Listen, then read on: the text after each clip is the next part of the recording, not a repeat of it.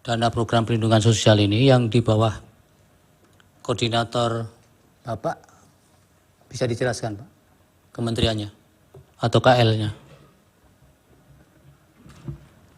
Terima kasih Yang Mulia. Berbagai macam, tadi sudah kami sebutkan bahwa Perlinsos itu ada 3 kategori. Pertama yaitu subsidi, yang kedua bansos, dan yang ketiga jamsos. Yang menjadi domain kami itu adalah bansos dan jamsos. Jamsos itu lebih spesifik lagi yaitu pemberian bantuan iuran kepada peserta BPJS Kesehatan yang tidak mampu, yang jumlahnya sekitar 98 juta. Itu berada di dalam koordinasi kami. Kemudian semua program kegiatan yang di bawah Kemensos itu adalah juga berada dalam koordinasi kami. Karena di dalam Perpres tentang Menko PMK, itu ada 7 kementerian yang mulia, yang berada di bawah koordinasi langsung kami, yaitu Kementerian Sosial, Kementerian Kesehatan, Kementerian Pendidikan, Kementerian Agama, Kementerian Pemuda dan Olahraga, Kementerian Desa, dan Kementerian Pemberdayaan Perempuan, ditambah beberapa badan, termasuk BNPB, BKKBN, BPJS Kesehatan, BPJS Tenaga Kerja, dan BPOM.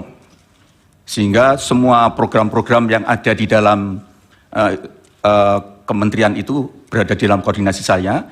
Di samping itu, kalau ada bidang yang harus cross-sektoral, seperti sanitasi tadi yang sudah saya singgung Yang Mulia, itu kami harus mengkoordinasi lintas sektor dengan kementerian teknis di luar koordinasi kami.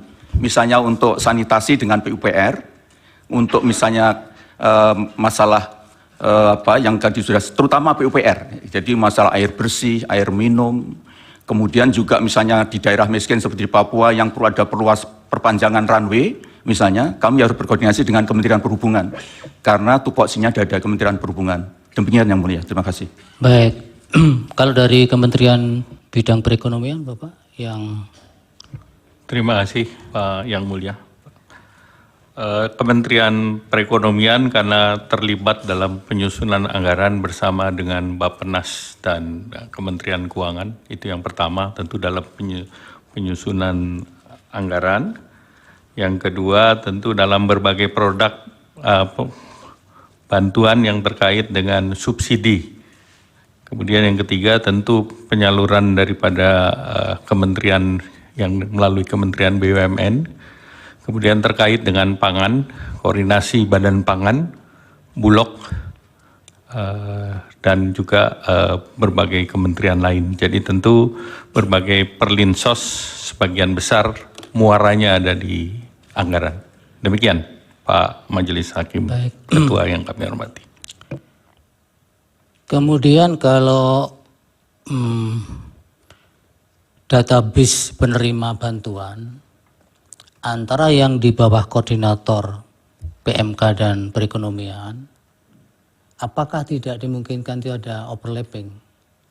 Artinya satu jenis bantuan di antara sekian banyak jenis bantuan itu, kemudian juga dimungkinkan akan tercover di jenis bantuan yang berbeda di jenis yang ditangani oleh koordinator kementerian yang berbeda. Bisa dijelaskan Pak PMK dulu?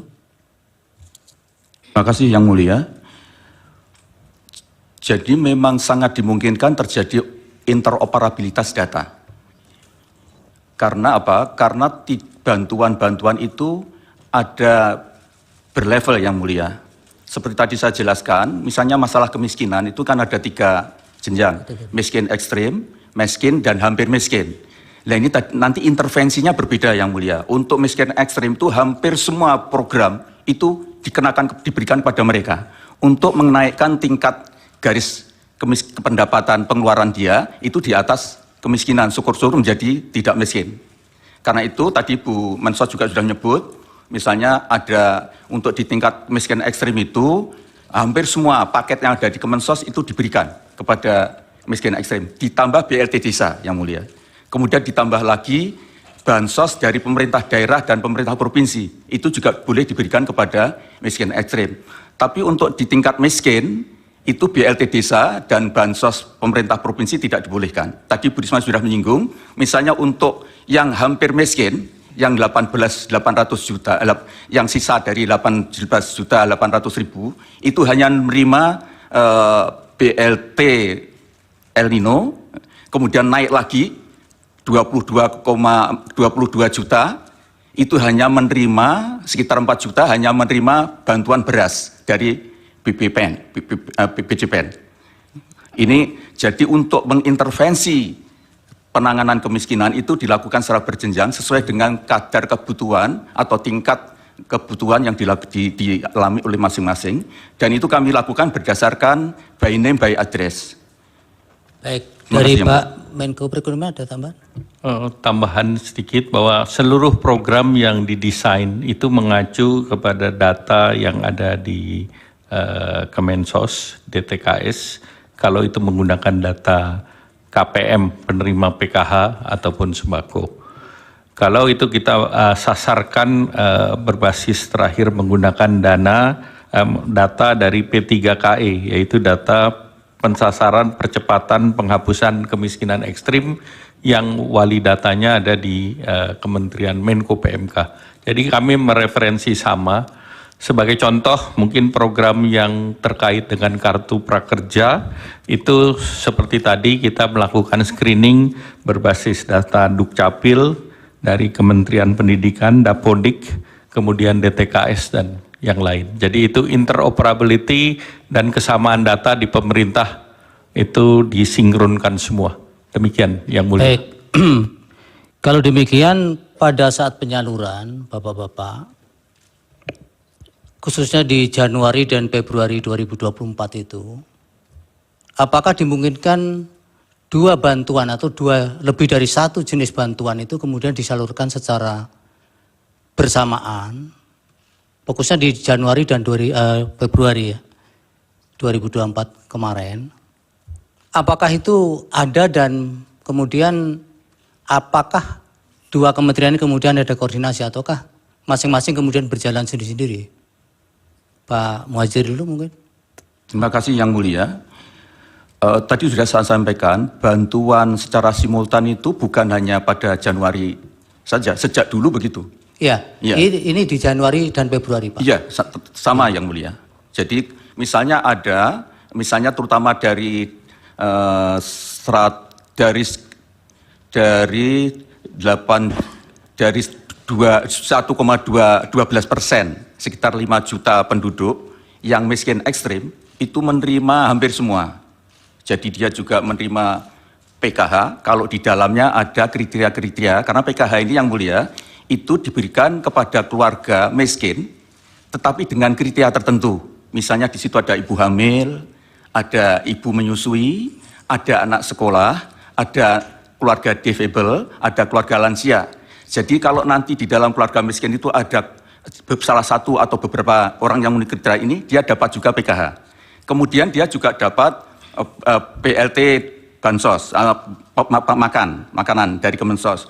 Dia juga bisa mendapatkan bantuan juga dari El Nino, bantuan pangan El Nino. Dia juga bisa mendapatkan bantuan dari beras, perdagangan pangan beras. Sehingga kita harapkan yang miskin ekstrem ini dengan mendapatkan bantuan dari semua sisi, itu akan terangkat pendapatannya menjadi di atas garis kemiskinan. Sehingga upaya kita untuk mentarget tahun 2014, miskin ekstrem 0%, itu bisa terselesaikan Yang Mulia. Baik, berarti itu bisa simultan ya Bapak ya? Betul Yang Mulia. Ada yang ditambahkan Pak Menko Perekonomian? Cukup jelas. Baik, saya ke Ibu Menteri Keuangan dulu.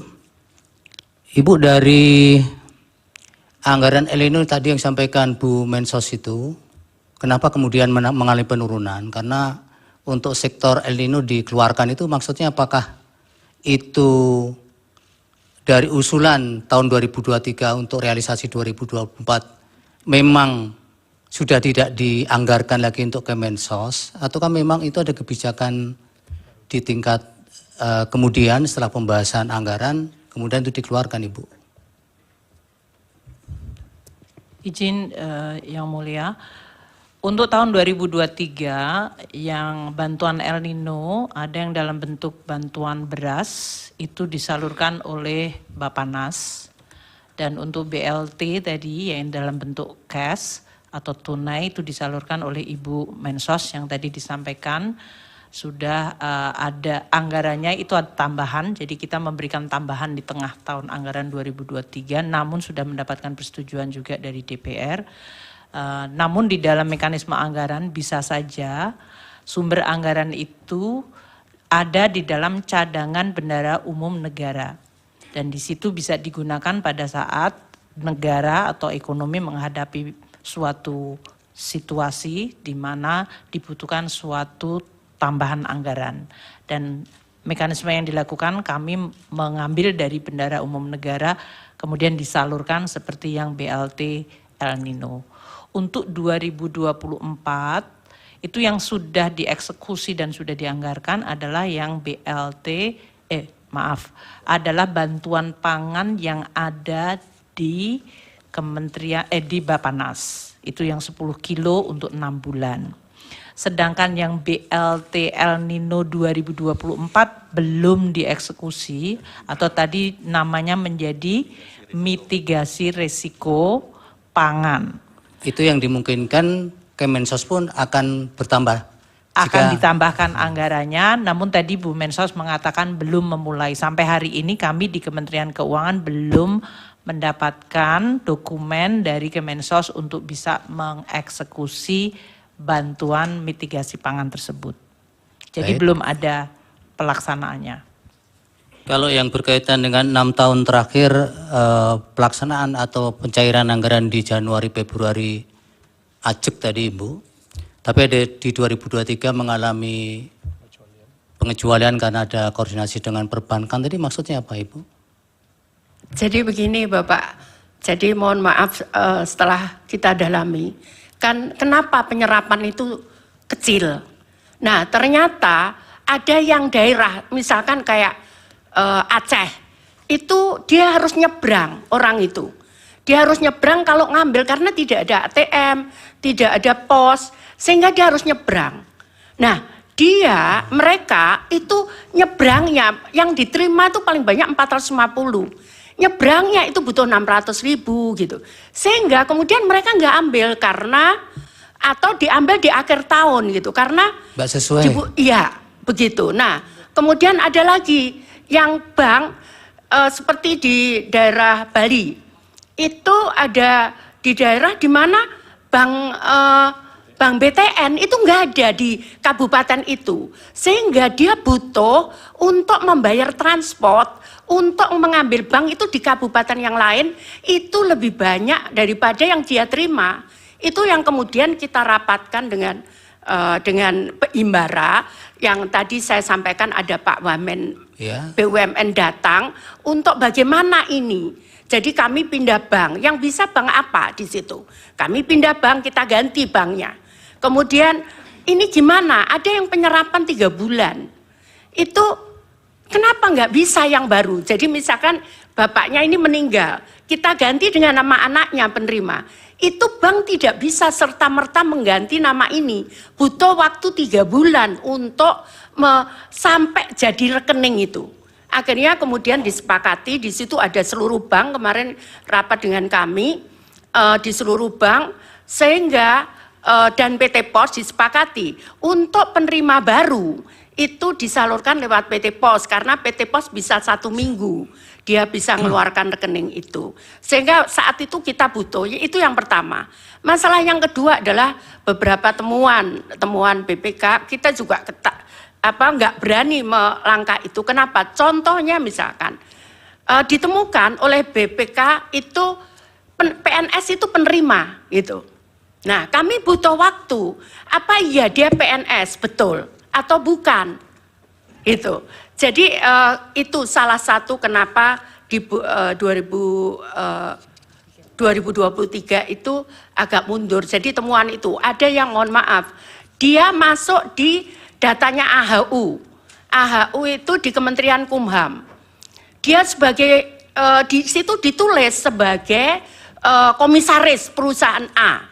Tapi ternyata setelah kita cek ke lapangan dia hanya cleaning service. Ya, akhirnya bisa kita klarifikasi dengan BPK. bahwa ini orang miskin. Lah kalau namanya dipakai di sini kan ya bukan salah orang ini gitu kan Pak. Ternyata kita bisa tunjukkan dan alhamdulillah yang 2023 kita clear soal itu. Kita clear yang PNS itu memang harus kita serahkan ke daerah karena di daerah itu PNS itu tidak hanya di daerah itu. Bukan hanya kewenangan daerah seperti guru, kemudian PNS di daerah, tapi ada PNS di kejaksaan, ada PNS di kepolisian, ada PNS di pengadilan, sehingga mereka mengembalikannya juga butuh proses waktu. Namun kemudian nggak bisa saya putus, ini harus jalan kita. Ya sudah ada beberapa temuan lagi yang seperti itu modelnya. Iya. Kemudian di 2024 Januari Februari sudah normal Ibu? Ya normal, alhamdulillah normal. Jadi yang apa namanya itu malah di tahun 2021 saat awal COVID itu saya persis masuk 2 Januari kita keluarkan karena saat itu COVID. Baik, kalau berkaitan dengan pengusulan anggaran tahun yang akan berjalan, tahun berikutnya, ya. Untuk El Nino itu Kemensos apakah itu memang kebijakan tersendiri ataukah itu harus diusulkan juga dari kementerian terkait termasuk kami nggak bisa berani mengusulkan Bapak termasuk yang tahun-tahun sebelumnya? Iya kami nggak berani mengusulkan karena kami kan nggak tahu ke kondisi keuangan apakah bisa apa enggak. Kami nggak berani. Biasanya diadakan rapat kemudian disepakati apa begitu karena kami tidak berani karena kan kami tidak tahu ya. Makro kondisi ya, sudah, makro artinya masalahnya. Ibu tidak mengusulkan ya? Ya tidak ada mengusulkan. Bu Menteri Keuangan ada tambahan? Jadi tadi yang disampaikan oleh Ibu Mensos dengan 2023 yang tadi masih ada penataan kembali data maupun penyalurannya dengan perbankan maupun pos. Memang realisasi Januari Februari hanya kurang dari 1 triliun. Sementara pada Januari Februari di tahun-tahun biasanya itu bansos yang dari Kemensos pencairannya itu tertinggi pada tahun 2021 yaitu 19,1 triliun dan untuk tahun 2024 itu 12,8. Jadi yang mulia Ketua Hakim, kami kemudian memang menunjukkan seolah-olah ada lonjakan dari bansos Kemensos di tahun 2024, padahal itu karena basisnya di 2023. Mengenai bantuan El Nino itu diputuskan pada rapat intern Bapak Presiden bersama beberapa menteri. Pertama waktu itu bicara mengenai data, termasuk pembahasan mengenai adanya data Reksosek, yaitu mengumpulkan semua data dari rumah tangga di Indonesia yang diharapkan bisa menjadi suatu data bersama untuk tadi yang disampaikan oleh Yang Mulia Hakim mengenai pentingnya untuk koordinasi data. Kemudian juga dibahas mengenai kondisi El Nino yang menyebabkan produksi beras dan harga beras yang meningkat, sehingga kemudian diputuskan untuk memberikan tambahan itu sejak tahun 2023. Dan eksekusinya untuk bantuan pangan sejak September 2023. Kalau ada keputusan rapat tersebut, maka kemudian proses anggarannya, kalau eksekutornya adalah Bappenas, maka Bappenas akan mengajukan anggaran kepada kami di Kementerian Keuangan berdasarkan keputusan rapat Presiden atau rapat internal bersama Presiden, Wapres, dan beberapa menteri. Itu yang biasanya dilakukan Bapak. Yang ratas itu Ibu masih ingat waktunya kapan? Yang pembahasan khusus El Nino?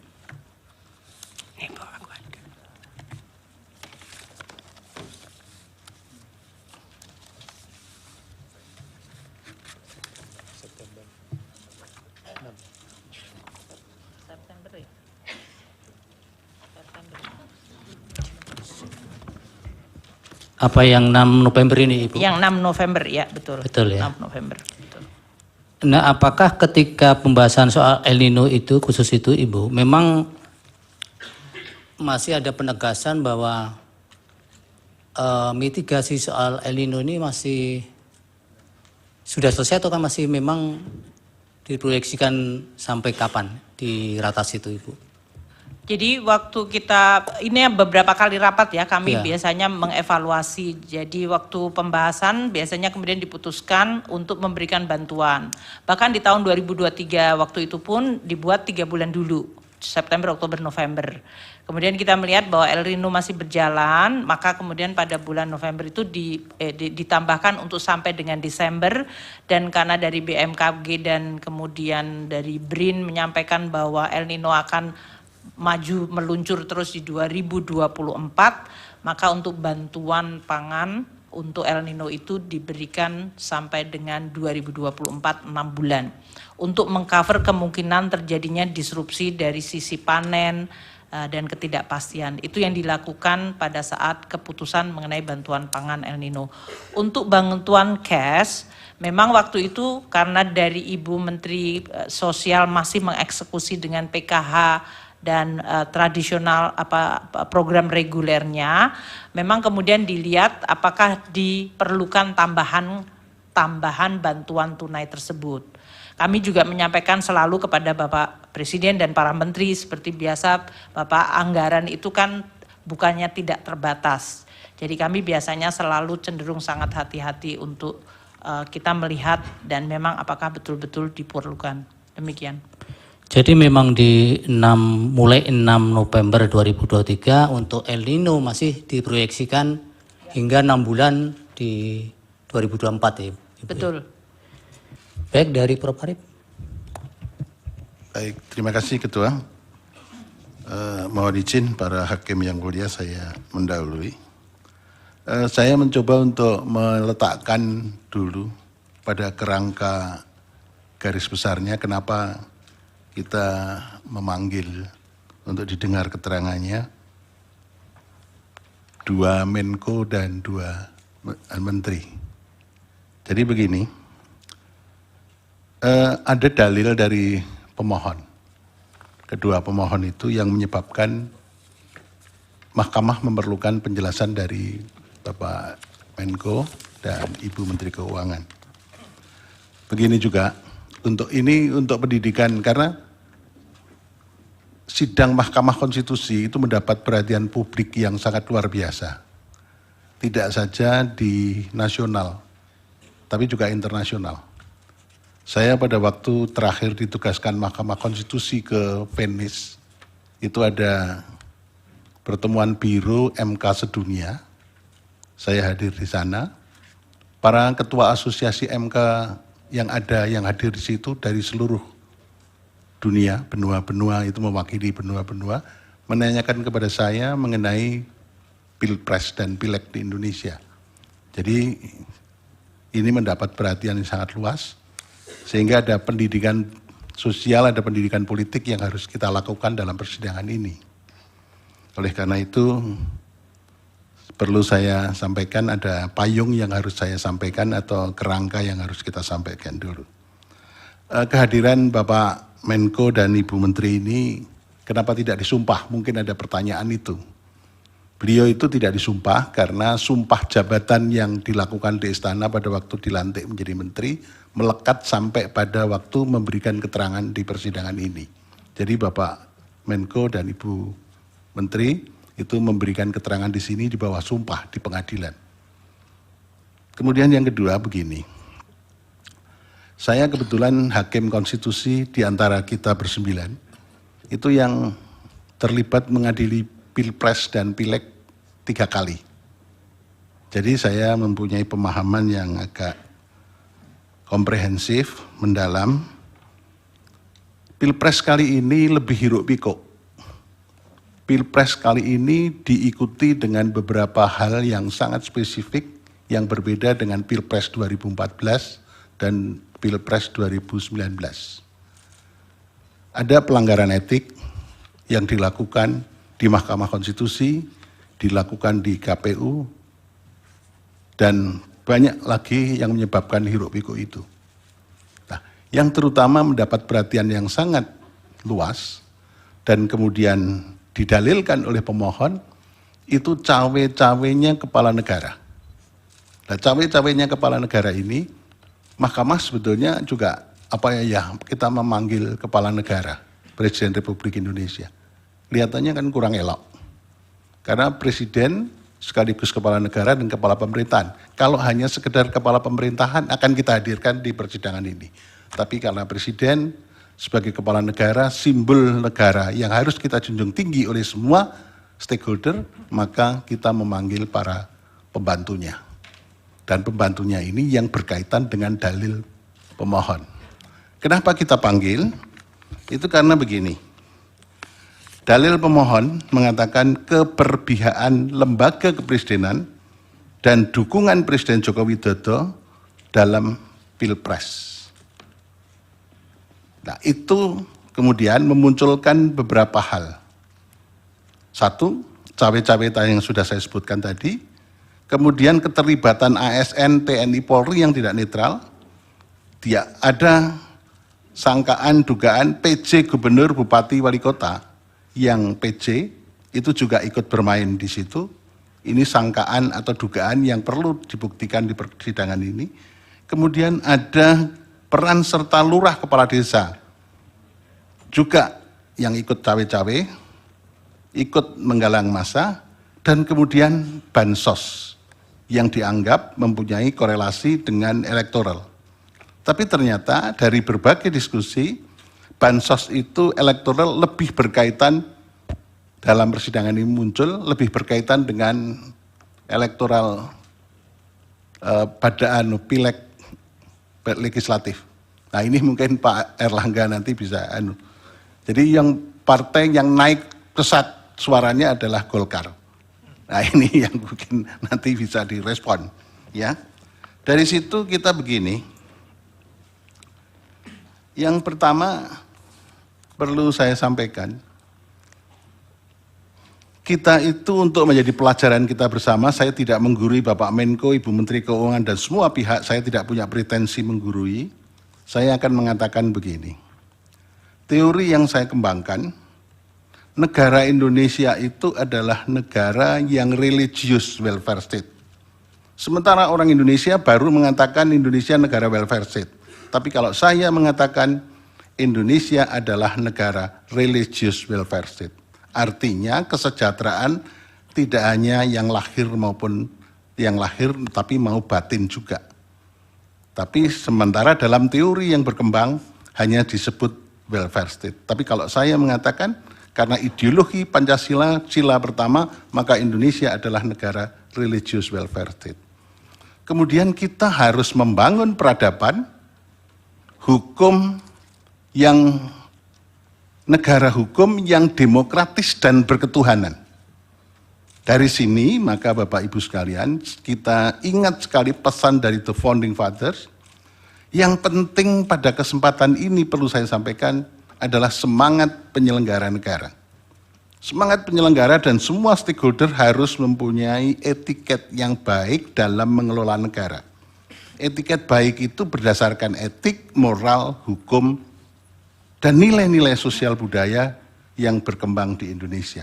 Itu semua diorientasikan pada kepentingan kesejahteraan rakyat. Ini yang harus menjadi pedoman kita. Oleh karena itu Bapak Ibu sekalian, para Bapak Menko, di kita dalam berhukum tidak sekedar rule of law, tapi rule of ethic. Nah dalam kesempatan ini maka ada beberapa hal yang praksis yang perlu saya pertanyakan kepada Bapak Menko dan Ibu Menteri Keuangan. Yang pertama, dalil-dalil permohonan itu menyangkut yang saya sebutkan bansos tadi. Untuk yang lain-lain sudah kita bahas, tapi ini perlu kita bahas mengenai bansos. Yang pertama, kita mengenal lembaga. Ada Menteri Sosial, kemudian ada kaitannya dengan Kepala Badan Pangan Nasional, kemudian ada Kepala Bulog. Pada saat-saat kritis, saya baca di mass media, Kepala Bulog Budi Waseso diganti, ada faktor apa ini yang melatar belakangi? Saya mau tanya. Jadi di situ, Kepala Badan Pangan Nasional Pak Arief Prasetyo Adi, kemudian ada pergantian Kepala Bulog, dan kaitannya dengan Kementerian Sosial. Itu apa yang ada di balik itu. Kita pengen mengerti karena ini termasuk bisa disebut juga dengan masalah yang tadi cawe-cawe. Kemudian di Ibu Menteri Sosial, Presiden pada waktu bagi-bagi bantuan sosial di depan istana, Presiden pada waktu keliling kemarin dipertanyakan oleh teman-teman dari pemohon 2.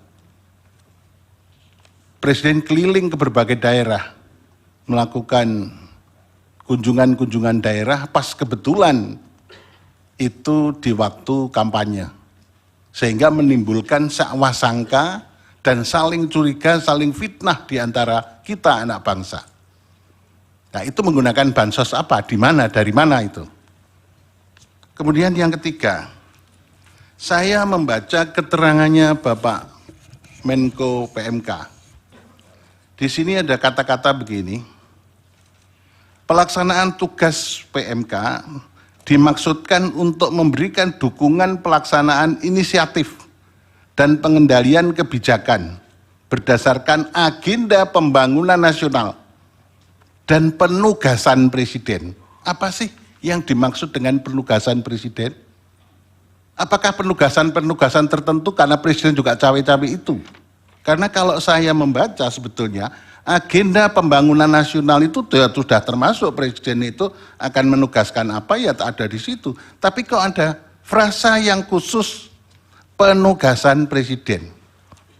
Nah apakah di lain-lain tempat, apakah di Bapak Menko Ekonomi, Bu Menteri Keuangan atau Menteri Sosial, ada agenda pembangunan nasional dan penugasan Presiden. Ini kan seolah-olah ada frasa khusus.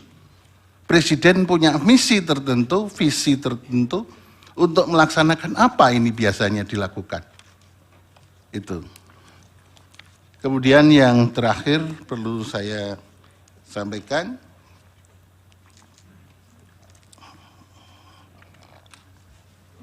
iya, ini catatan saya belum ketemu, nanti saya mungkin bisa sampaikan.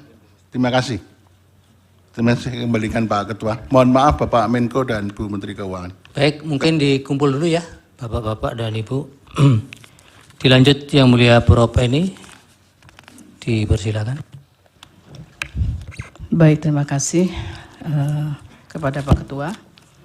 Terima kasih juga kepada Bapak-Bapak Menko dan Ibu-Ibu Menteri, karena ada 2 Bapak Menko dan 2 Ibu Menteri. Begini, saya kira ketika ada permohonan terkait dengan PHPU Pilpres ini, memang salah satu isu yang menonjol dalam dalil tersebut adalah soal bantuan sosial atau bansos. Berkenaan dengan hal ini saya memang mencoba mencari tahu. Ternyata peraturan-peraturan terkait dengan hal itu memang luar biasa ya Pak Menko ya. Artinya saya mencoba melihat dia ada pertama di Undang-Undang APBN, Undang-Undang Kesejahteraan Sosial, Undang-Undang Pekerja Sosial, SJKN, dan berbagai macam peraturan-peraturan teknisnya di situ. Kalau saya lihat di dalam Undang-Undang APBN, Undang-Undang 19/2023, itu memang ada salah satu pos yaitu belanja pemerintah pusat menurut fungsinya. Yang tadi Bu Menko sudah menyampaikan, itu berkaitan bagaimana kemudian pemerintah ini harus mencapai tujuan kita bernegara untuk mencapai tujuan pembangunan nasional kita, salah satunya. Nah di situ saya mencoba mencari kemudian dari lebih detail lagi, yaitu di dalam penjelasan pasal 8 ayat 2 huruf A, Undang-Undang APBN itu ketika bicara belanja pemerintah pusat menurut fungsinya, itu baru ketemu ada fungsi perlindungan sosial di situ. Ya Bu Menko ya, fungsi perlindungan sosial yang kemudian muncullah bantuan sosial. Itu nyelempit ibaratnya di penjelasan itu bantuan sosial itu. Yang salah satunya dinyatakan adalah untuk melindungi terjadinya risiko sosial. Nah, berkaitan dengan ini saya ada beberapa pertanyaan ini kepada Pak Menko maupun nanti kepada Ibu Menteri. Seberapa besar sebetulnya risiko sosial yang terjadi di 2023, kemudian yang diperkirakan akan terjadi di 2024. Sehingga kemudian saya lihat di sini memang ada kenaikan perlinsosnya itu sekitar 50 triliun ya Bu ya.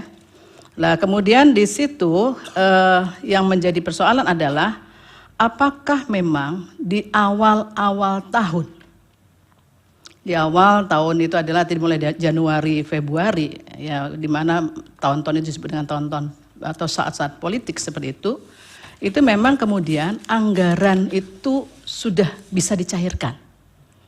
Apakah itu menggunakan anggaran di luar itu, apakah memang itu real anggaran 2024 yang sudah bisa dicairkan untuk perlinsos?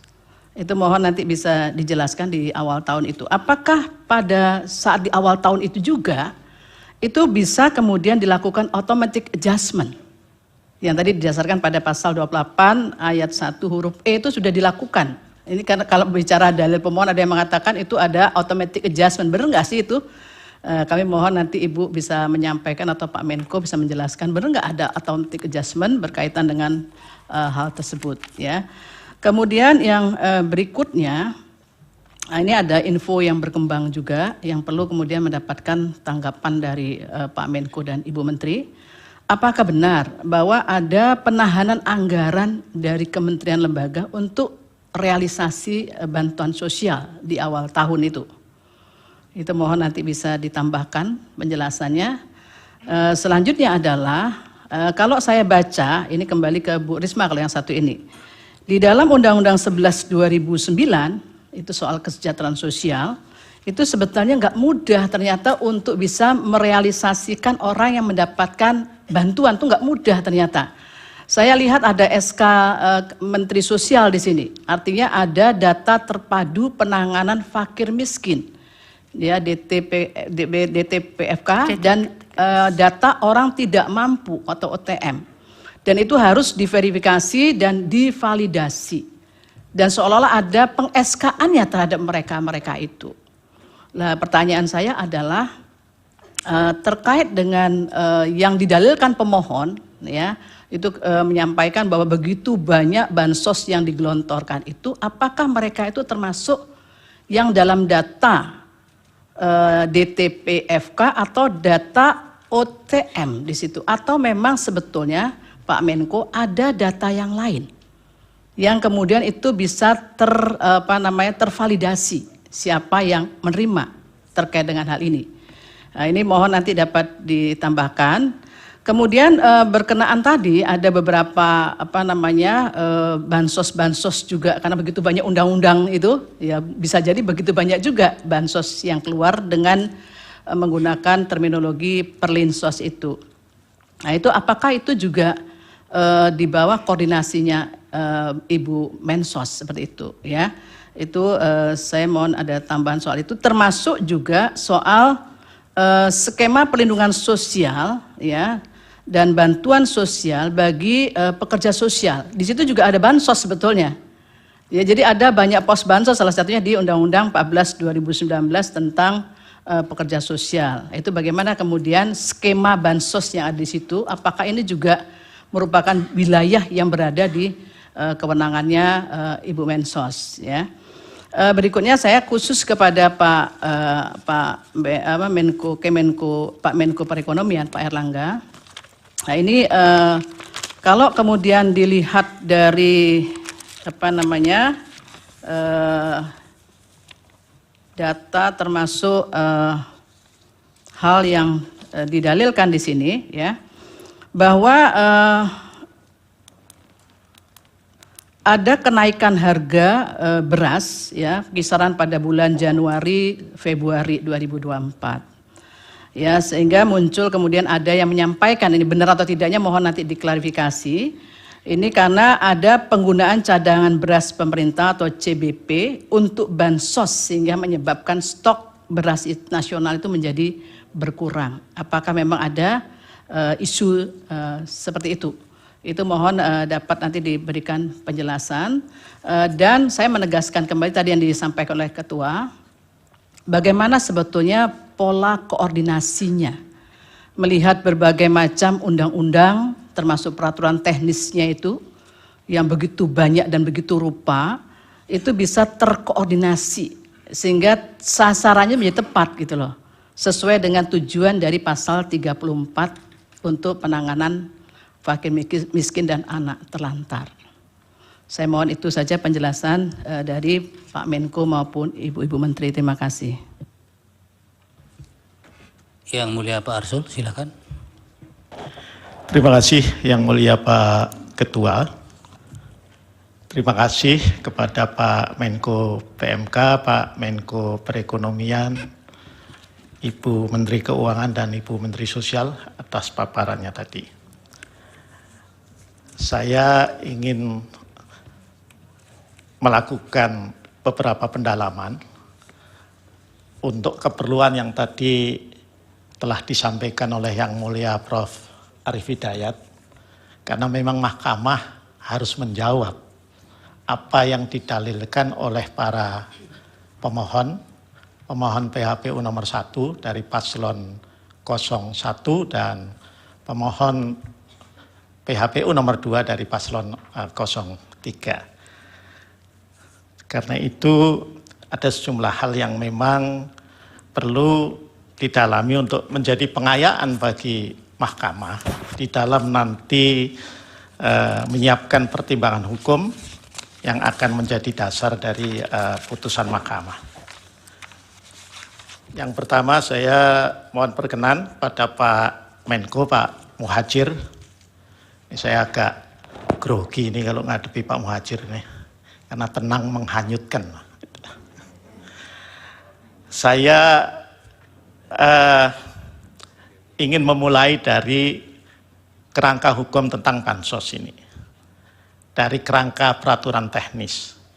Ada peraturan Menteri Keuangan nomor 254 tahun 2015 tentang belanja bantuan sosial pada Kementerian Negara dan lembaga, yang kemudian diubah dengan PMK nomor 228 tahun 2016. Ya. Ada juga peraturan Presiden yang tadi juga disinggung oleh Ibu Menteri Sosial, Perpres nomor 63 tahun 2017 tentang penyaluran bantuan sosial non tunai. Nah, dari kedua peraturan ini yang tadi juga telah Pak Menko PMK, Pak Menko Perekonomian, dan Ibu Menkyu dan Bu Mensos paparkan tadi, bahwa bansos ini merupakan program, ya, tusi juga tugas dan fungsi lintas kementerian dan lembaga. Nah, saya mohon penjelasan mungkin dari Pak Menko PMK atau Pak Menko Perekonomian, itu agar kementerian dan lembaga mana saja yang melaksanakan program atau tusi tugas fungsi dari baik Perlinsos atau utamanya adalah bansos. Itu. Karena ini agar jelas, karena kan selama ini kan terkesan bahwa seolah-olah yang memanfaatkan Perlinsos atau bansos ini adalah menteri-menteri yang partainya terasosiasi dengan paslon 02. Padahal sekilas saya lihat, Perlinsos atau bansos ini kan ya juga ada di kementerian yang menteri-menterinya itu juga terasosiasi dengan paslon-paslon yang lain, baik paslon 01 maupun paslon 03. Jadi ini biar clear itu. Termasuk yang tadi disinggung oleh Bu Menteri Keuangan, ada juga program perlindungan sosial yang berupa BLT dana desa yang anggarannya diambil dari bagian TKD, ya, transfer ke daerah. Nah itu. Yang kedua untuk Pak Muhadjir, saya membaca di Perpres nomor 63 tahun 2017 di pasal 14 itu dibentuk tim pengendali pelaksana penyaluran bansos yang anggotanya begitu banyak menteri. Ya, begitu banyak menteri. Saya tidak tahu apakah menteri-menteri ini itu juga yang kementerian dan lembaganya, tidak hanya menteri dan lembaganya ini mendapatkan program atau memiliki tusi bansos itu tadi. Ya, mohon penjelasan tentang pengendalian yang telah dilakukan. Nah, yang berikutnya ini mungkin pertanyaan untuk Bu Menteri Keuangan, karena beliau yang paling sibuk kalau sudah soal APBN, saya kira, ya. Saya ingin membandingkan Bu Menkyu, ya, antara Undang-Undang Nomor 19 Tahun 2023 tentang APBN tahun anggaran 2024 dan Undang-Undang Nomor 28 Tahun 2002 tentang APBN tahun anggaran 2023. Ini ada pertanyaan, ya, yang dalam sidang-sidang kemarin itu juga muncul. Mengapa setelah justru pandemi COVID dinyatakan berakhir, tetapi perlinsos termasuk bansosnya itu naik? Sebagai gambaran, pada awal COVID, ya, tahun 2020, anggaran perlinsos ini 498, puncak COVID 2021 468.2, kemudian ketika tahun lalu 443.4 triliun 2023 dan kemudian ini kembali naik 496. Tadi sih memang sudah dijelaskan karena faktor El Nino, tapi apakah itu hanya satu-satunya faktor? Karena prasangkanya suudonya ini dikaitkan dengan pemilu 2024. Ini barangkali perlu penjelasan. Terlebih-lebih lagi, Bu Menkyu, kalau saya lihat di Undang-Undang Nomor 19 Tahun 2023, ini tidak ada pasal yang seperti ada di pasal di Undang-Undang Nomor 28 Tahun 2022, di mana kalau di Undang-Undang untuk APBN 2023 itu masih ada pasal 27, di mana pemerintah dapat menetapkan bauran, ya, kebijakan melalui, maksudnya ini kebijakan perlinsos melalui skema pendanaan antara pemerintah dan juga badan usaha. Ini saya kira perlu diklarifikasi agar kita bisa dudukkan secara lebih proporsional, ya, terkait dengan, di samping yang tadi tentu sudah dijelaskan oleh Bapak Ibu Menteri, itu hal-hal yang didalilkan oleh para pemohon. Saya kira itu Pak Ketua, supaya bisa berbagi waktu dengan para yang mulia yang lain. Terima kasih. Prof. Guntur, silakan Prof. Baik, terima kasih yang mulia Pak Ketua, Pak Menko PMK, Pak Muhajir, Menko Perekonomian, Pak Airlangga, Bu Menteri Keuangan, Bu Menteri Sosial, dan seluruh hadirin yang sama saya hormati. Pertama-tama tentu saya ingin menyampaikan terima kasih atas keterangan yang telah diberikan kepada mahkamah ini. Tadi sudah Yang Mulia Prof. Arief dan Pak Ketua sudah menyampaikan gambaran ya urgensi kenapa para menteri yang hadir pada kesempatan ini diminta untuk hadir karena kaitannya dengan adanya perkara dalam kaitannya dengan Pilpres ini.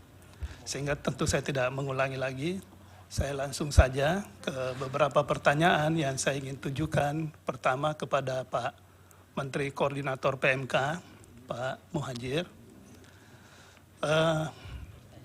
Ini kaitannya dengan anggaran perlinsos, ya, perlindungan sosial yang tadi sudah jelas dan beberapa berita juga sudah menyampaikan jumlah anggarannya 496,8 triliun. Yang di dalamnya ini berbagai macam program-program. Nah, tadi juga Yang Mulia Pak Arsul sudah menyampaikan kaitannya dengan adanya tim pengendali. Saya juga memang mau menyoroti menyangkut tim pengendali ini. Nah, apakah yang kaitannya dengan tim pengendali ini memang fungsi dari Kemenko PMK ini sebagai koordinator untuk semua anggaran perlinsos ini, perlindungan sosial, itu untuk semua tim pengendali ini, ada tim pengendali di Kemenko PMK untuk semua program-program perlindungan sosial,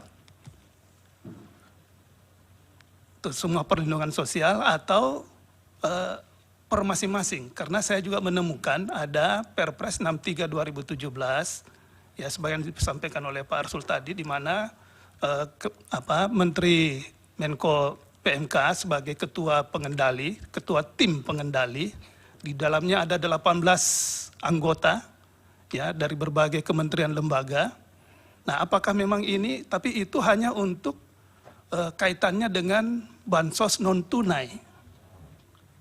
Nah, apakah bansos yang sifatnya tunai itu ada juga tim pengendalinya? Sehingga saya ingin bertanya, apakah tim pengendali ini untuk keseluruhan dari anggaran perlindungan sosial yang nilainya sebesar 496,8 triliun itu, ataukah memang setiap ada kegiatan atau program itu ada tim pengendalinya lagi? Dan tentu kita akan bertanya, bagaimana kinerja dari tim pengendali ini? Apakah ya selama ya khususnya 2023, 2024 ini yang sampai bulan Maret ya, bagaimana laporan-laporan dari tim pengendali? Apakah ada persoalan-persoalan dalam penyaluran misalnya kaitannya dengan penyaluran yang berkaitan dengan anggaran perlindungan sosial? Sebab kan Kemenko PMK ini kan mengelola sebagai koordinator untuk anggaran perlindungan sosial yang 496,8 triliun itu. Nah, ini juga saya juga ingin langsung bertanya ke Bu Menteri Sosial. Nah, apakah juga di Kementerian Sosial juga itu ada tim pengendali juga untuk bansos, bantuan sosial yang menjadi penanggung jawab PA, penanggung jawab anggaran di Kementerian Sosial, Ibu Menteri Sosial. Nah, apakah juga ada pengendali dan bagaimana? Apakah selama ini ya khususnya 2023 dan 2024 ini ada enggak laporan-laporan menyangkut kaitannya dengan penyelenggaraan atau pelaksanaan dari realisasi anggaran bansos ya di Kementerian Sosial yang nilainya 78 triliun Bu ya, kurang lebih ya gitu ya, 78 triliun itu seperti apa? Ya tentu ya dikurangi dengan anggaran belanja pegawai dan sebagainya kan seperti itu. Nah, apakah juga ada seperti itu sehingga kita bisa mengetahui bahwa ya memang ada monitoring terkait dengan pelaksanaannya. Terlebih lagi Bu Menteri Sosial, saya melihat kalau tadi Ibu Menteri kan sudah menjelaskan di paparannya, coba bisa izin paparan yang terakhir sebelum terima kasih, slide terakhir ya, sebelum terima kasih slide-nya, coba bisa enggak ditunjukkan itu supaya kita bisa ini, tapi kelihatannya susah untuk dimunculkan ya. Kalau memang bisa itu saya pengen yang kaitannya bansos sembako dan PKH.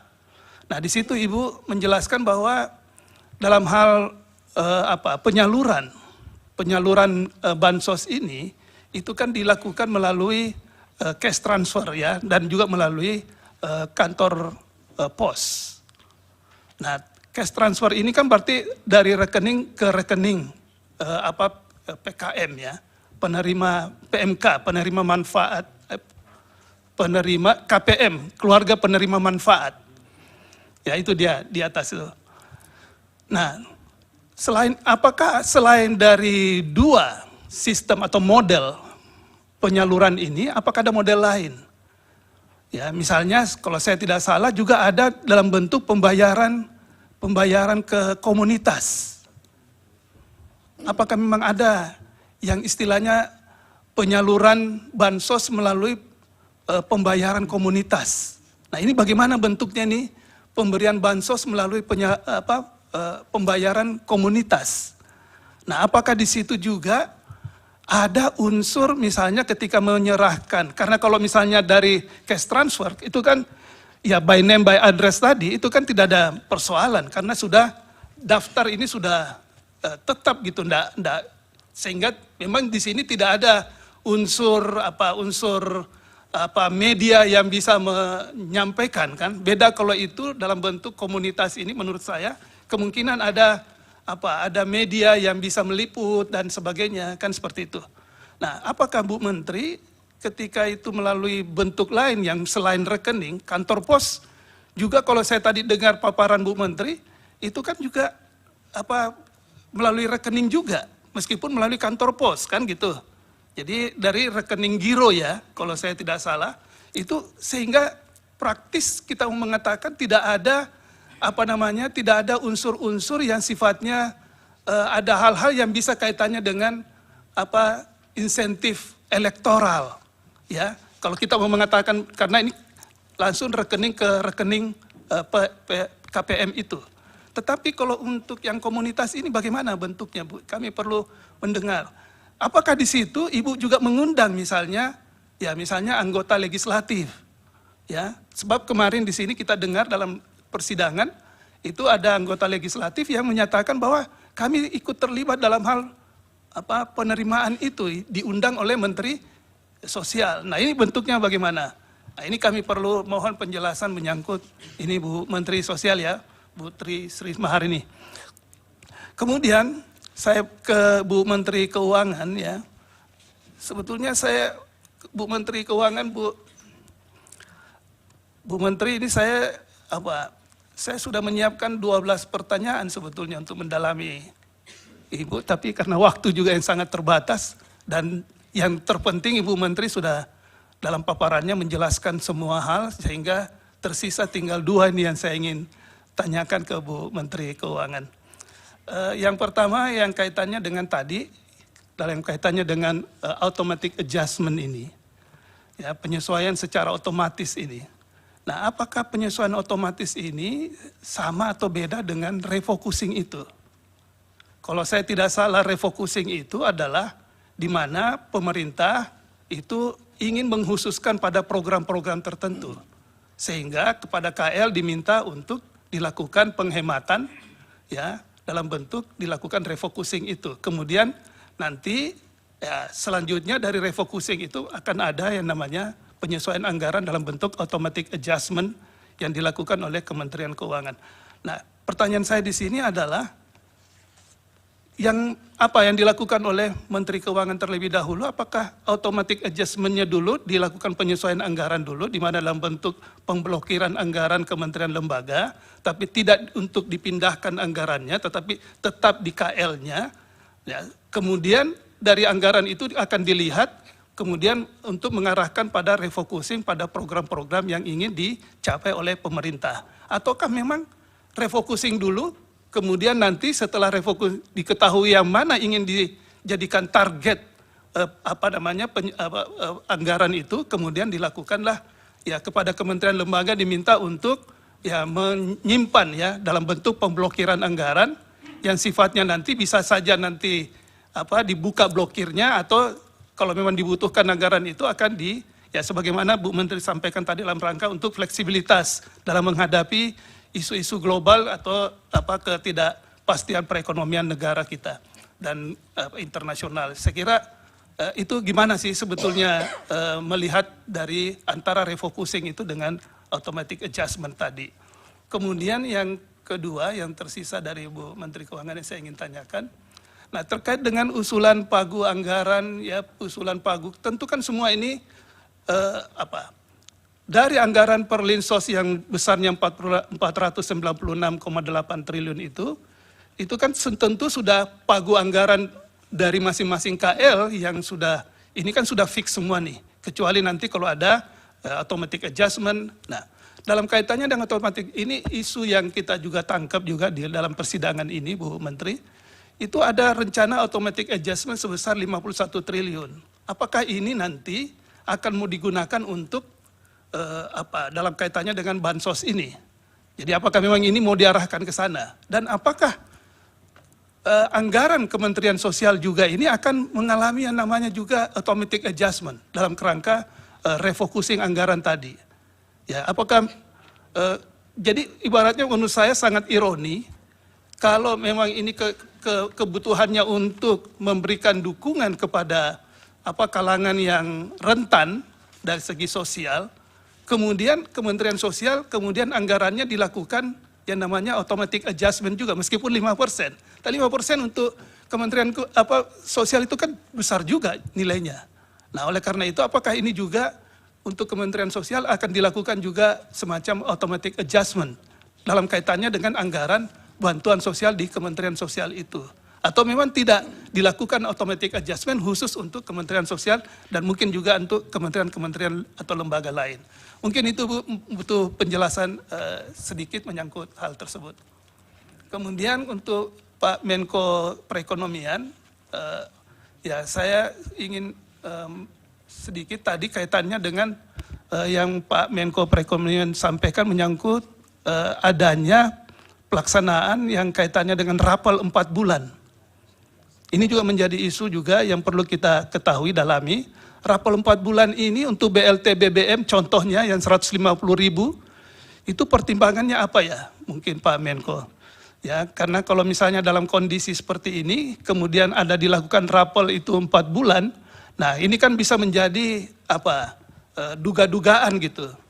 Jadi ada dugaan-dugaan yang tentu bisa membuat bahwa rencana keinginan pemerintah untuk memberikan rapel itu karena kondisi apa, misalnya dalam keadaan darurat atau antisipasi kondisi yang memburuk, ya. Nah, sehingga perlu dilakukan rapel itu. Ataukah mungkin ada pertimbangan lain sehingga menurut hemat saya yang hal-hal seperti ini perlu clear di dalam ruangan ini supaya kita ketahui apa pertimbangannya sehingga dilakukan, meskipun tadi Pak Menko tadi sudah menyampaikan dasar hukumnya. Dasar hukumnya sudah jelas, ya, tetapi itu dasar hukum untuk rapelnya. Tapi kenapa harus 4 bulan? Kenapa tidak 2 bulan? Kenapa tidak 3 bulan? Dan momentum merapelnya itu, ya, juga mesti ada penjelasan. Kenapa misalnya rapelnya di bulan Januari, Februari, Maret, ya, dan seterusnya. Mungkin ini perlu kami ketahui supaya kita jelas mendapat gambaran menyangkut kaitannya dengan adanya rapel ini. Mungkin itu dari saya yang mulia Pak Ketua, terima kasih. Baik, masih ada dari yang mulia, silakan Pak Ridwan dulu, yang mulia. Baik, terima kasih yang mulia Ketua.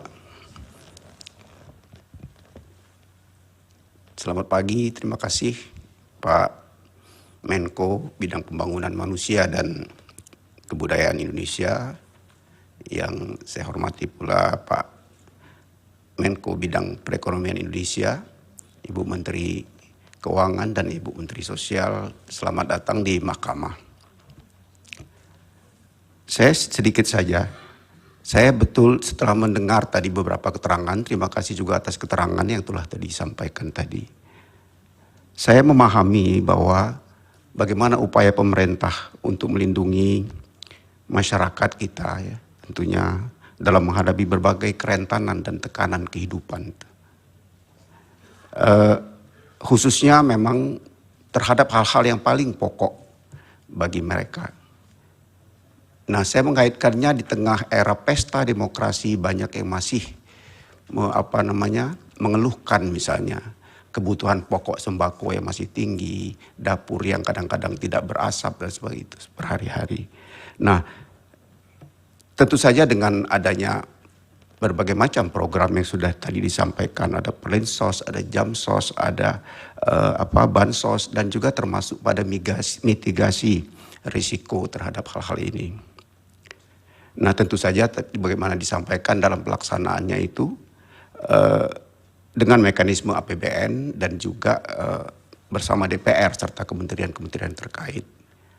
Pertanyaan saya adalah kepada yang terhormat Pak Menko Bidang Pembangunan Manusia dan Kebudayaan.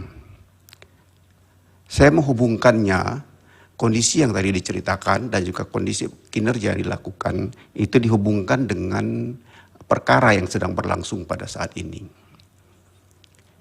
Dari kedua pemohon itu antara lain menyebutkan dalam dalilnya, selain yang lain itu adanya kegiatan aparatur negara dan juga menteri-menteri, ya, yang lekat dengan khususnya di dalam kegiatan kampanye, dalam penyaluran, pendistribusian, di situ ada keterlibatan aparat yang dimaksud. Nah, apalagi saya kaitkan dengan fungsi dari kementerian bidang pembangunan manusia dan kebudayaan. Antara lain di sana akan ada yang ketiga itu melakukan pengendalian pelaksanaan kebijakan, kemudian juga pengelolaan penanganan isu terkait dengan bidang pembangunan manusia dan kebudayaan, kemudian pengawalan terhadap program prioritas nasional, sebagaimana tadi juga disampaikan, yang berkaitan dengan kebijakan yang diputuskan oleh Presiden. Pertanyaan saya adalah, mungkin nanti bisa dijelaskan juga oleh Ibu Menteri Sosial, karena Ibu saya tahu persis rekam jejaknya itu sangat humanis ya, berkaitan dengan rakyat kecil, berkaitan dengan perempuan dan anak-anak. Mungkin nanti bisa juga menambahkan bagaimana Pak Menko menjelaskan kondisi saat ini mengenai penggunaan fasilitas. Kalau di luar sana banyak sekali dari hal berkaitan dengan kendaraan, bahkan ajudan, bahkan handphone pun yang memang dipinjamkan oleh negara, itu digunakan dalam kegiatan-kegiatan yang berkaitan dengan pesta demokrasi kita ini. Nah, saya kira untuk menjelaskan itu saya persilakan kepada yang terhormat Pak Menko dan juga Ibu Menteri Sosial. Terima kasih Yang Mulia Pak Ketua. Baik, dari Yang Mulia Pak Daniel. Baik, terima kasih Yang Mulia Pak Ketua. Terima kasih juga untuk Bapak Menko dan Ibu-Ibu Menteri untuk keterangannya. Saya hanya 2 hal, ini kebetulan sudah hampir terakhir nih.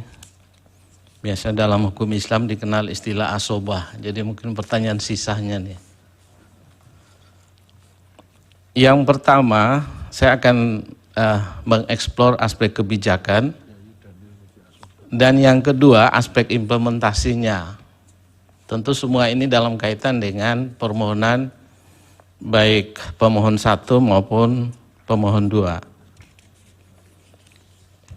Nah, yang pertama terkait aspek kebijakan, tadi dalam keterangan Ibu Menteri Keuangan, ini saya kira bagus sekali ya, dimulai dengan mengatakan bahwa forum di Mahkamah Konstitusi yang mulia ini kami percaya menjadi salah satu cara merawat nalar publik dan seterusnya ya.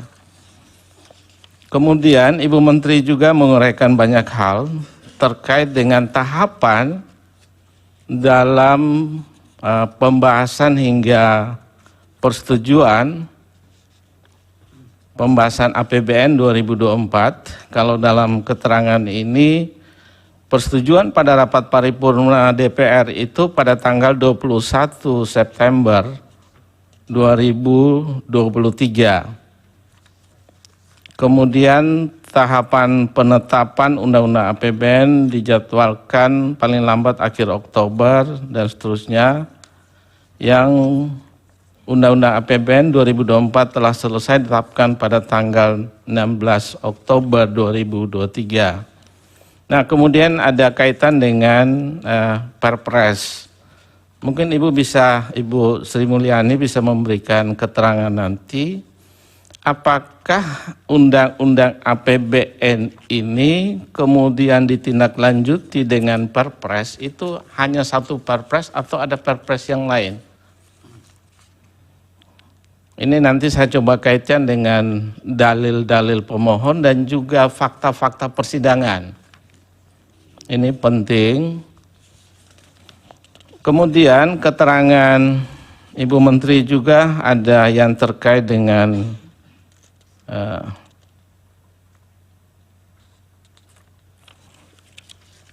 soal alokasi anggaran Perlinsos yang jumlahnya itu sekitar 496,8 triliun.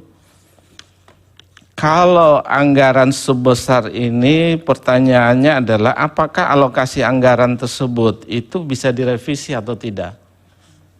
Nah, kalau direvisi dasarnya apa? Kemudian bagaimana mekanismenya?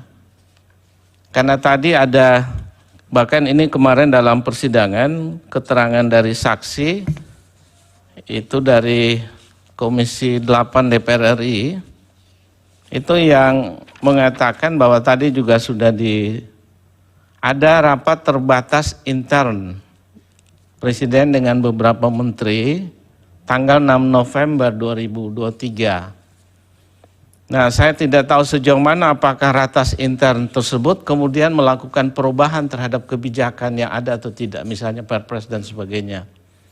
Karena tadi dalam keterangan Ibu Menteri Sosial, Ibu Risma mengatakan bahwa anggaran BLT El Nino itu tahun 2024 tidak ya.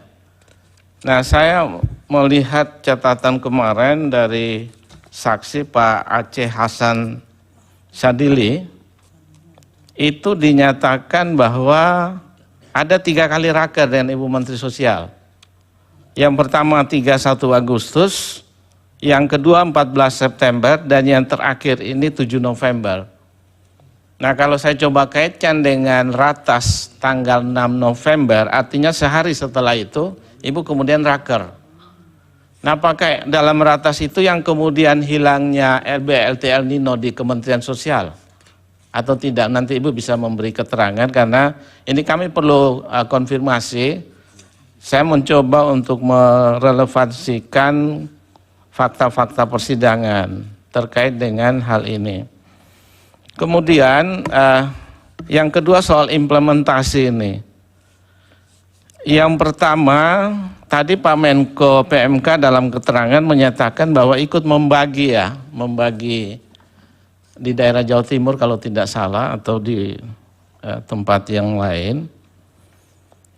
Nah, kemudian Pak Menko Perekonomian, ini Pak Menko di satu sisi sebagai Menko, tapi saya masih ingat bahwa pada tahun 2021 ada berita yang menyatakan terkait dengan kedudukan Pak Menko sebagai Ketua Komite Penanganan COVID-19 dan Pemulihan Ekonomi Nasional atau PEN, di mana realisasi pemulihan ekonomi nasional itu sampai 11 Mei kalau tidak salah 2021 mencapai 172,35 triliun. Nah, pertanyaan saya adalah apakah Bapak sampai saat ini masih menduduki jabatan sebagai Ketua Pemulihan Ekonomi Nasional atau tidak? Karena tadi apa yang disampaikan Yang Mulia Prof. Arief, seolah-olah ada korelasinya karena jabatan Bapak ini kemudian suara Partai Golkar naik signifikan gitu. Mungkin bisa memberikan konfirmasi terkait dengan jabatan Bapak, apakah masih sampai dengan saat ini menduduki jabatan tersebut ataukah tidak. Kemudian yang terakhir ini soal masih implementasinya adalah tadi kalau keterangan Pak Menko PMK ikut membagi-bagi Perlinsos ya, entah yang mana saya tidak terlalu ingat. Yang kedua, Pak Menko Perekonomian juga itu beberapa kali, ini fakta persidangan itu terungkap di sini. Nah, kemudian sedangkan justru Ibu Mensos ini perannya sangat minimalis nih. Ada apa nih Bu Mensos? Apakah setelah rapat kerja dengan DPR itu kemudian membuat Ibu jadi tidak nampak dalam pembagian bansos dan sebagainya. Nah, kemudian yang terakhir ini saya kalau tidak salah kemarin dari Paslon 01 yang mengungkap dalam persidangan bahwa Bapak Presiden itu 24 kali kunjungan ke daerah dengan membagi bansos. Tidak, ini dari pemohon ya. Saya tangkap itu kemarin dalam persidangan. Nah, pertanyaan saya adalah dalam teknis pembagian bansos ataupun Perlinsos, apakah Pak Menko PMK, Pak Menko Perekonomian, selain Ibu Mensos dan juga Pak Presiden itu boleh terlibat?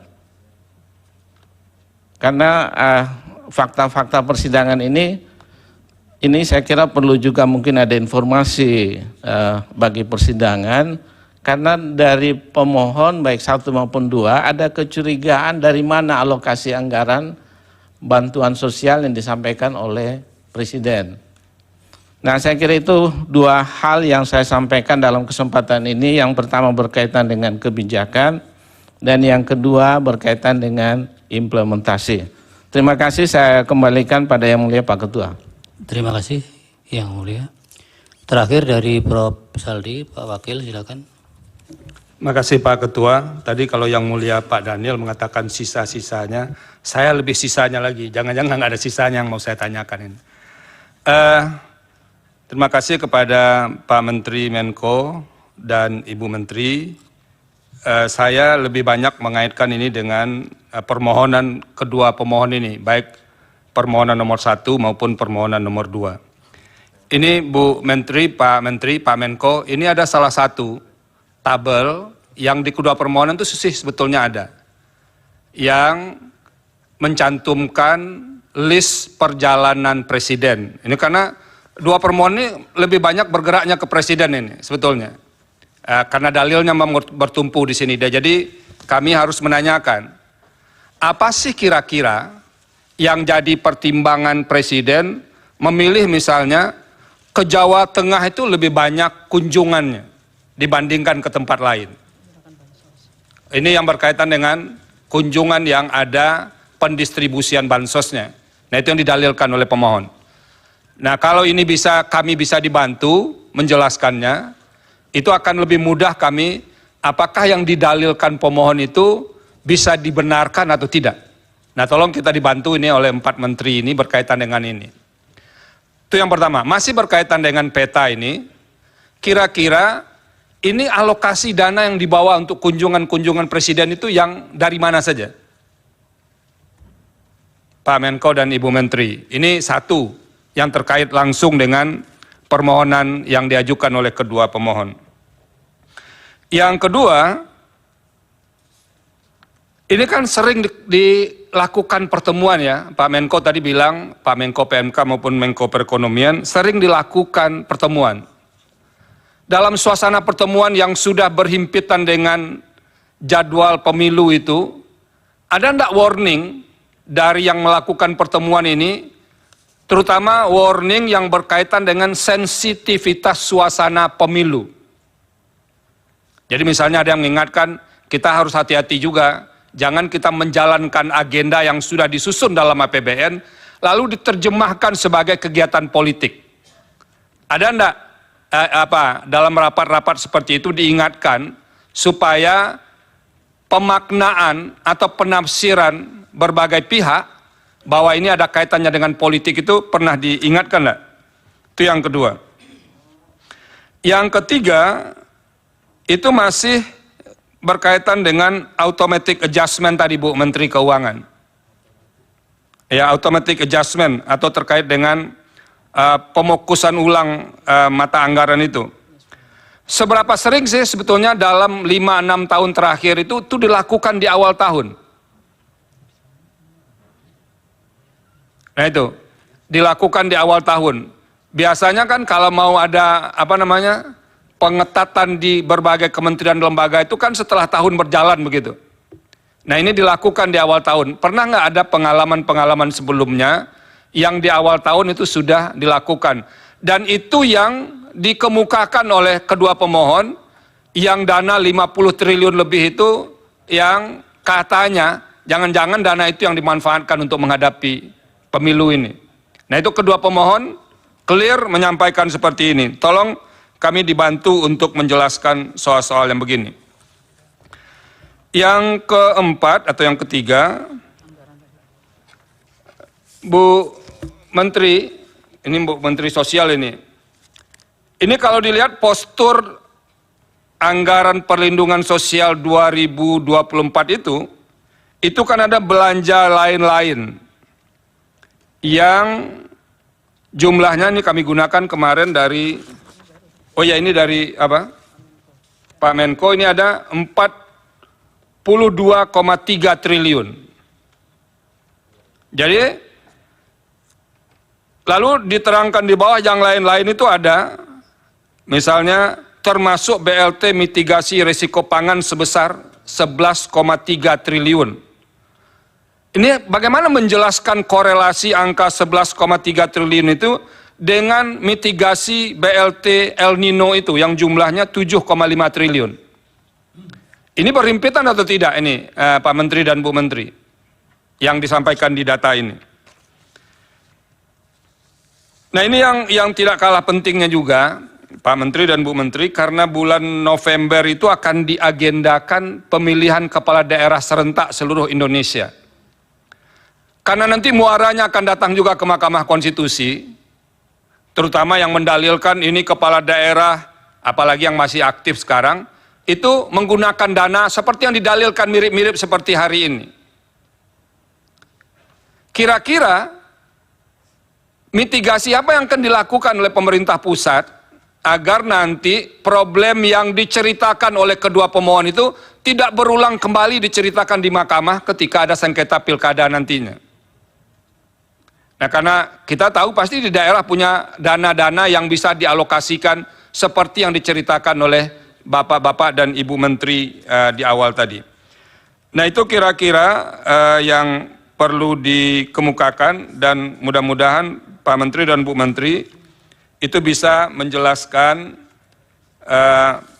beberapa poin dalam bonggol besar, jadi dalam lingkup besar terkait dengan bansos yang didalilkan oleh kedua pemohon ini.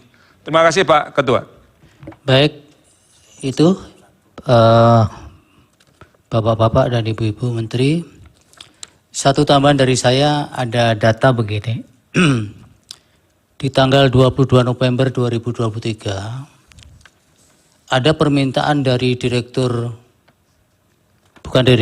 Kepala Badan Pangan Nasional kepada Direktur Utama Perum Bulog untuk memberikan bantuan pangan beras kepada 22.4.077 kepada keluarga penerima manfaat PKM tadi. Ini yang tembusannya, surat itu ditujukan kepada Bapak-Bapak semua. Menteri Koordinator Perekonomian, Bidang Pembangunan Manusia dan Kebudayaan juga, dan Menteri Keuangan serta Menteri Sosial. Nah, pertanyaan saya, apakah ini yang dimaksud bagian dari antisipasi El Nino tadi, ataukah ini model lain lagi nih? Nah, kemudian kalau ini benar, sejauh mana ini sudah direalisasikan dan siapa pihak yang kemudian melakukan pencairan itu? Karena ini di sini juga di surat ini dijelaskan bahwa untuk jangka waktu 6 bulan terhitung sejak Januari 2024. Sejauh mana realisasinya, kemudian siapa kemudian sebagai eksekutornya ketika bagian-bagian yang dimohonkan itu kemudian dilaksanakan. Mohon nanti bisa direspon, dan kemudian untuk semuanya mungkin apakah ini waktunya sudah menjelang mau sholat Jumat, apakah kita skorsing dulu? Ya, kami sepakat untuk men-skorsing sidang ini sehingga nanti habis sholat Jumat baru para bapak-bapak dan ibu-ibu bisa merespon ini, dan mudah-mudahan juga bisa ada waktu untuk mempersiapkan jawaban-jawabannya. Itu, jadi untuk mempersiapkan respon atau jawaban dari bapak-bapak dan ibu-ibu menteri, dan kemudian bagi yang melaksanakan sholat Jumat juga bisa melaksanakan sholat Jumat, maka sidang diskorsing hingga pukul 13 waktu Indonesia Barat. Hadirin dimohon berdiri.